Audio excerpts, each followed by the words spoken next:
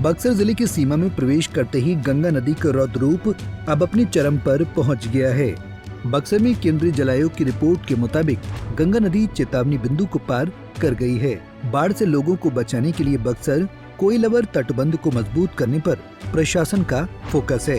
Team Anshul Agarwal ने बक्सर से लेकर बिहार घाट, नैनीजोल, ढाबी टोला तक बांध का भी जायजा लिया है।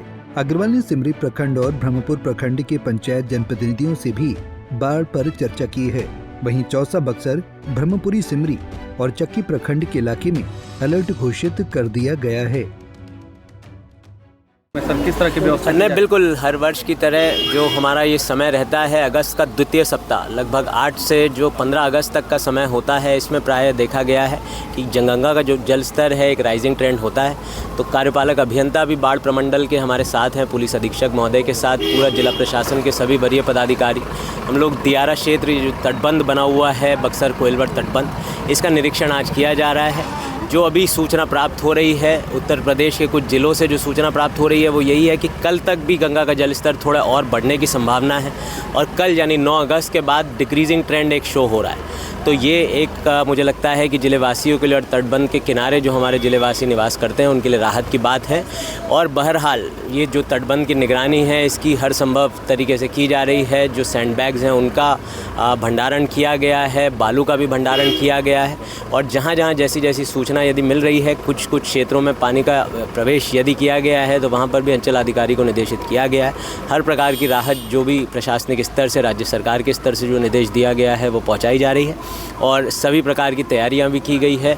बाढ़ राहत आश्रित स्थलों का चयन कर लिया गया है, सामुदायिक रसोई का चयन कर लिया गया है जो उच्च स्तर पे उस क्षेत्र के हैं, तो सभी के किए हैं। संपर्क स्रोत, संपर्क सूची एक सभी की बना ली गई है जिसमें जनप्रतिनिधियों के भी संपर्क हैं, प्रशासन के भी अलग अलग स्तर के, पंचायत स्तर के चाहे प्रशासनिक पदाधिकारी हो, प्रखंड अनुमंडल स्तर, सभी स्तर के प्रशासनिक पदाधिकारियों के भी उसमें संपर्क सभी के साथ साझा कर दिए गए हैं।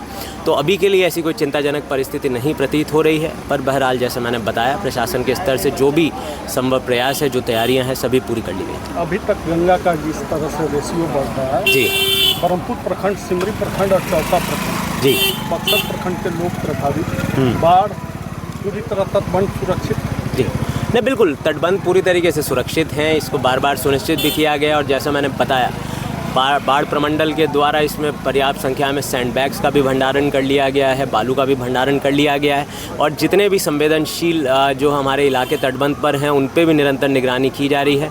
होमगार्ड की भी प्रतिनियुक्ति आज से की जाएगी जो भी निरंतर निगरानी इन तटबंधों पर रखेंगे। पंचायत के जनप्रतिनिधियों के साथ एक कोऑर्डिनेशन बैठक भी हुई है। नहीं, बिल्कुल जो हमारा तटबंध का क्षेत्र है, गंगौली क्षेत्र है, जो भी संवेदनशील क्षेत्र हैं उनके जनप्रतिनिधियों, सभी मुखिया जी के साथ भी हम लोग निरंतर संपर्क में हैं। समीक्षात्मक बैठक भी कर ली गई है, उनके सुझाव भी प्राप्त कर लिए गए हैं और जो भी सुझाव प्राप्त हुए हैं उनका भी यही मानना है कि सभी प्रकार की व्यवस्थाएँ जो है पूर्ण हैं। जो भी छोटी मोटी और इसमें अपेक्षाएँ हैं उनको भी पूरा कर लिया जाएगा। बाढ़ प्रभावित इलाकों में राहत कैंप, मवेशियों के लिए इंतजाम और मेडिकल सुविधा मुहैया कराने का निर्देश डीएम ने दिया है।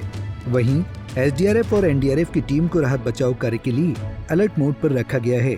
पंजाब केसरी टीवी के लिए बक्सर से संजय उपाध्याय की रिपोर्ट।